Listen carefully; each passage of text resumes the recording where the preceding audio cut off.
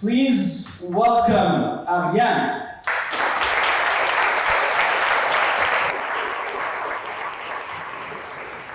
Hey guys, thank you for being here. This is awesome. Before I get started and start talking about why I'm here, I'd like to know how many of you are actual trainers? Okay. And how many of you just want to learn how to grow and be influential on social media? The rest of you just curious about business, and that's fine. I mean, you guys, you came here to learn. I want to make sure I'm giving you value. So I'll tell you a little bit about my background, and hopefully if you have questions about that, I really want to make sure you leave here with answers to whatever you're looking for. So I'm going to start by telling you that I'm the owner of the Ovrgrnd agency. I launched the agency when I was 23 with my partner. We were the first agency in Montreal to call ourselves social media agency. Now it could seem like pretty obvious because it's everywhere, but at the time it was really new and it was really hard to sell social media. Like I remember showing Facebook feeds to my clients and explaining like, this is like a newspaper, except he doesn't see what you see. And now we're at a time where my client knows exactly what they want and they come to me because they want to buy our product. So we started when I was 23, so 8 years ago. I'm 30 now, and now we have 8 employees and we have over 40 clients. We serve businesses such as BRP, if you guys have ever heard of Sea-Doo and Ski-Doo, as well as Casual Spa, La Cremière, and even nightclubs. Really serve all kinds of businesses. Then 2 years ago, we started 66 influencer marketing platform. It's actually a service online, a full service platform where brands can sign up and launch an influencer campaign. We have over 3,000 influencers all over North America. And it's been going really well. We've done am I too loud? I feel like I'm really loud. Sorry. Okay.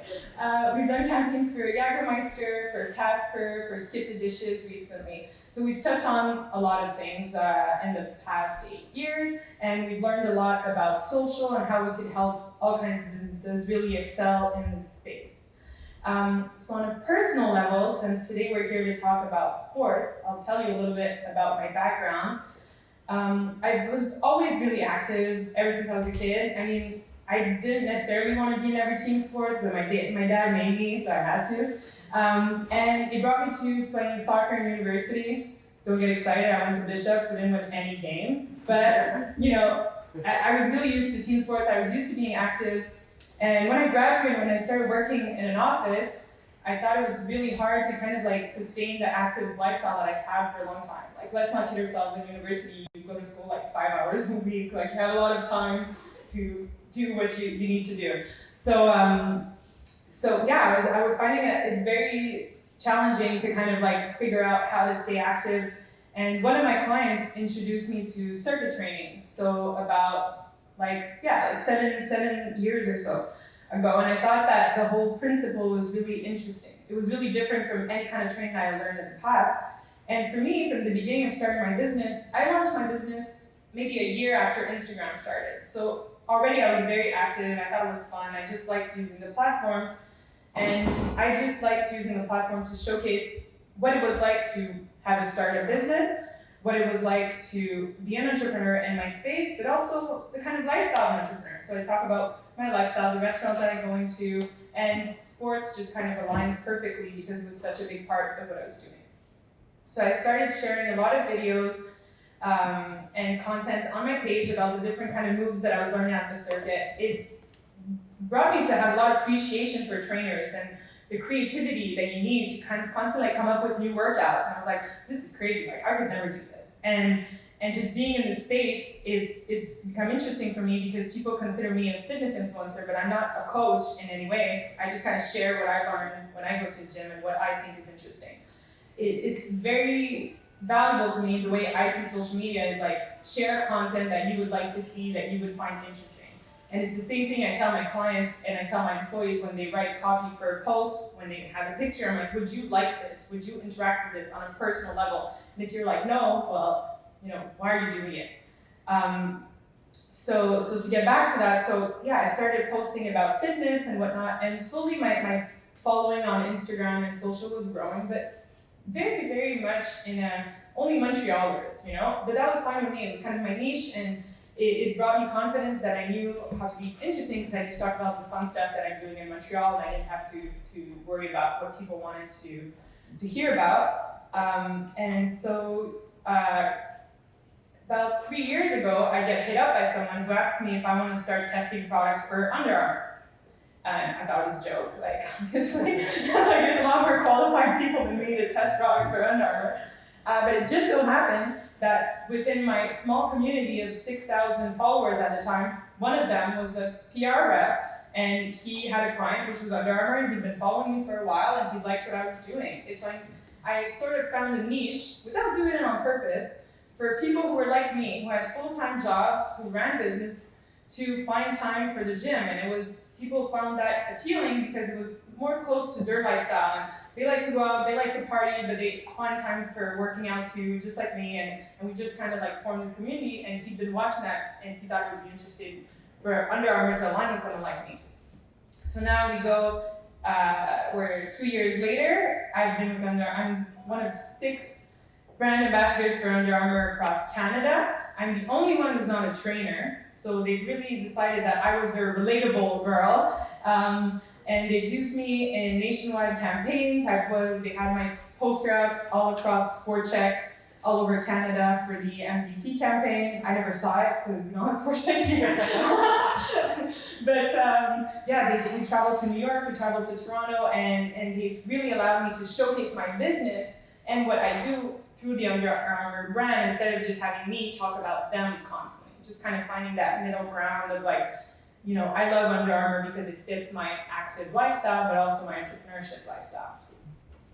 And after working with that, with Under Armour, obviously it helped me kind of build a name around myself so that other brands wanted to collaborate with me, so I could leverage the fact that I was working with Under Armour. So I've done a lot of other collabs with brands across the last 2 years, but always making sure that like my content is fun, that it's interesting. For me, this is what I do for a living. I create content for my clients. But when I create content for my clients, I have to create the kind of content that comes from the brand. Versus when you're given a product, you kind of get to take your own take of how you would market this product on your own and for your community. So for me, it's like my passion for content creation and for fitness kind of came together. Then, last year, I got approached by the NFL, and they asked me if I want to be an ambassador for the NFL in Canada. They chose 10 influencers across Canada. I was the only one in Quebec, and they kind of said, okay, you know, we'll have you guys advertise specific campaigns, we'll send you some stuff, we'll want you specific events, and the influencer that creates the most creative content and that really gives it their all might be invited to the Super Bowl. So guess who went to the Super Bowl last year? So yeah, I won. It was awesome, obviously. It was one of the best experiences of my life.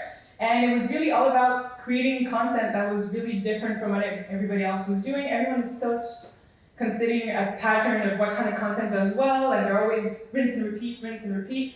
Versus I was like, let me show these guys like what my ideas are and like what I want to do. And I did some skits, I did some photography, I really did all kinds of content that I think would be relevant and interesting for the community. And it also brought me a bunch of NFL fans who wanted to kind of participate in the conversation during the season. So yeah, that's about it in terms of the sports perspective. Now there's a couple things I'd like to touch on, because if you guys are interested in being influencers in this space, from an agency perspective, we hire people for campaigns with Sporting Life, we hire people for campaigns with Spy as well, so I kind of know what metrics we're looking for and what's valuable nowadays. So first of all, content is king. So people want to use your content on their social, so you have to make sure that it's like high quality and high value.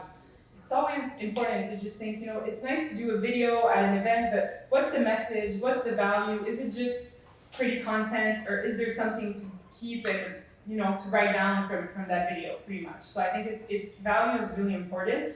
Secondly, it's not about how many followers you have, but how many engaged followers you have.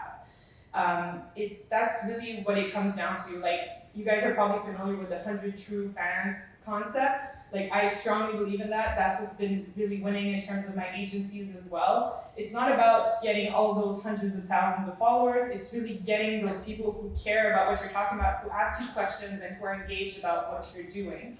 And also when we're hiring, look at the number of comments, because as we know, social media is a space that's been very challenging because there's so much cheating and bots and fake comments, and people can just buy 1 million followers. You can legit buy someone's account and change the name, and then you have 1 million followers, you know? But brands now are looking a lot further than that. They're looking at your niche, they're looking at your brand,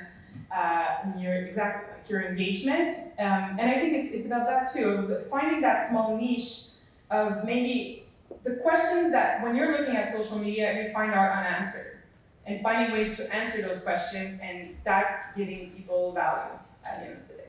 So that's pretty much it. I wanted to keep it short and sweet in case you guys have specific questions about online marketing or things I can help out with. What kind of metrics do you look for in influencing? So more and more, we won't launch a campaign without, first of all, seeing all the backend. So what we'll do is, first off, through the platform that we launched, we'll kind of send out an email, ask who's interested in the campaign based on if their basic front of the page fits our criteria. So for, let's say we're looking for moms who live in Laval, who are really busy, let's say. We'll start by looking at the front of the page, then we'll invite these people to participate. Then we want to see how many impressions they get. So actually how many views, how many people watch their stories, etc. And then we look at the comments as well as the shares. So is your content shareable? That's something that's really important. In the same way, whether you're working on the behalf of a brand or as an influencer, because you want people that, whether they know you or not, having a reason to share your content, whether it made them feel some kind of emotion or whether it's just because it's valuable or interesting. So that's what we mostly look at. Anybody else? How do you see podcasting in the field It's been big. I think it's a bit more challenging because, you can sell ad space and stuff like that. Like, I think as an influencer, your number one goal should be to become a personality across different platforms. So podcasting is a big part of that. Podcasting is just because it kind of came about, just if you think back in the days, the only interview style we would get would be like 10-minute interviews, and then you wouldn't get in depth. Then we had people like Howard Stern create a whole other vibe of interview that's more in depth and getting a lot more information for someone. And now the podcasting world is basically that. So I think it just allows that conversation, but I do think that you have to be present on other platforms in order for people to find you and in order to share, snippets of your podcast and get people interested in the message. Then in terms of influencing, basically I see it as selling ad space. That's the way I see it the most as of right now. But I definitely think it's a direction that more and more brands are going to. Even in local podcasts is something that I've noticed. Like, brands are really looking to connect with French Canadians, so they'll go a lot that route. Versus English podcasts here in Montreal, it's going to be a lot more challenging because then you're competing with entire North America. Make sense? Oui. Do you use any specific software to analyze metrics, or do you use just native analytics? We try to use native analytics as much as possible. We've tested some different softwares, but it's a bit challenging to figure out. Every brand we work, like we're working with TD right now for Pride, and they have their own software they've created to figure out like what influencer matches their criteria. So to be honest with you, I don't have one in particular to tell you, but for me, I feel like the most authentic ones that I get are just from asking the influencer straight up, can I see the back end of your Instagram? And I have another question. Yeah. Do you also have like a magic ratio number that you like to see in terms of like the relationship between engagements and number of followers? A good number, honestly, is like 4%. Most of our campaigns, we aim to get like 9%. Makes sense? What's your opinion on social blade? Social blade? As a form of engagement to see metrics? I haven't tried it out. I'm sorry. I don't know. Yeah. Are you looking at any other platform other than the traditional one, like Facebook? I have to say most of our clients, it's kind of the same thing that happened, I'd say, with social media from the beginning. Like, we had to convince people to advertise on social media. I think right now, they hear about Twitch, they hear about TikTok, but they don't really know what approach to take, and they're kind of waiting to see other people do it before they do it. So I'd say in terms of my client. But I've noticed for Twitch, L'Auto-Québec has been really active. A lot of it in the gaming industry, obviously, but it's becoming more and more relevant. But I'd say for us, for the most part, what our clients want to look at is basically Instagram, because Instagram is really easy. You're a click away from a sale, you're a click away from a swipe up. It's really about creating those quick results. But when you're looking to build a brand ambassador program, I think it could be interesting to work with people who are leveraging more than one platform for sure.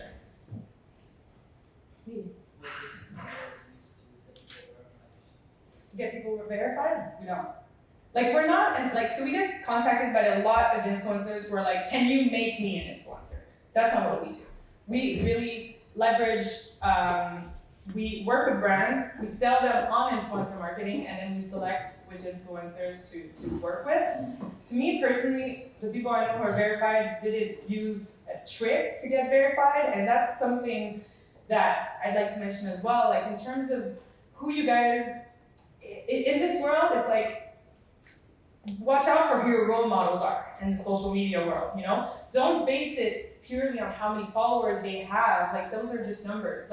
Use your brain and think about, does this person bring me value? Do I agree with these points? Do I think this makes sense? Is this sensible? Because yes, we're in a world that people can buy a verified account. There's all these ways of going about it, but I don't think it matters at the end of the day. And I'd rather have people focused on bettering their skills at creating content, connecting with people that they can create content with, networking, versus learning tips and tricks to figure out an app that at the end of the day, once the app disappears, then where's your value? Versus if you've been investing time in creating good content, that's not going to go anywhere. The content is yours.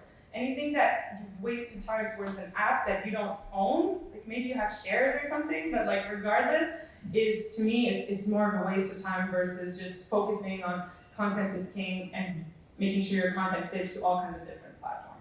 So it doesn't really answer your question, but I think it's just the same question that people will tell me, oh, can you give me 10 tips to grow my followers or something like that. I think at the end of the day, that shouldn't be the goal. The goal shouldn't be to get verified. I have friends who are verified because people try to steal their identity. Is that what you want? I don't think that's necessarily the direction you want to take. Any other questions?